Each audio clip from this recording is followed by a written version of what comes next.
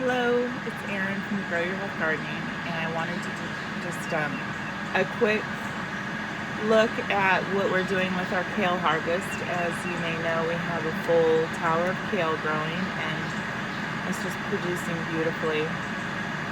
But one of the things we make with all that kale is our kale chips.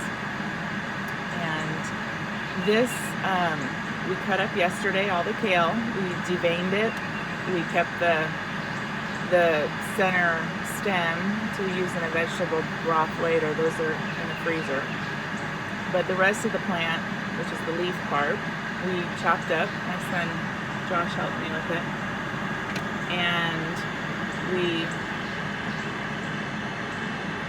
used a recipe that has kind of a cheesy, it's a little spicy, I don't know if it's spicy or not, but what we're looking for here, let me see if I can get in there and focus on it. There we go. We were out of cashews, so we used walnuts, and I just ground them twice. And what you're looking for is, you can hear that crunch. Hear that crunch?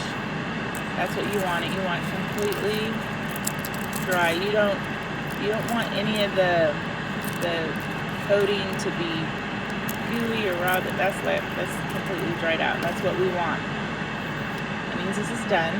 We can store it in a plastic or glass container. I like glass personally. And just for added measure, you can throw in like an oxygen absorber packet, and that will keep in your pantry, no problem. This has been set just in case you're doing your own dehydrating. I've had this at 110 degrees. It's down to 100 right now because I have the door open to show you. And it's been running since yesterday, and it's about 2 hours from completing its cycle. So definitely done. There's 2 batches in here, and his is done as well.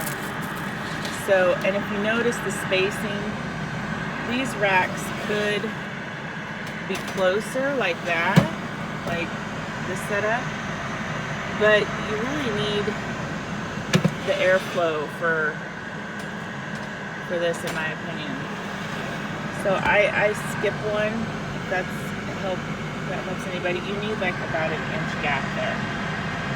Okay? An inch gap. And that allows airflow and everything to dry out just beautifully. So anyway, that's kale chips, and I will work to get that recipe posted on growyourhealthgardening.com.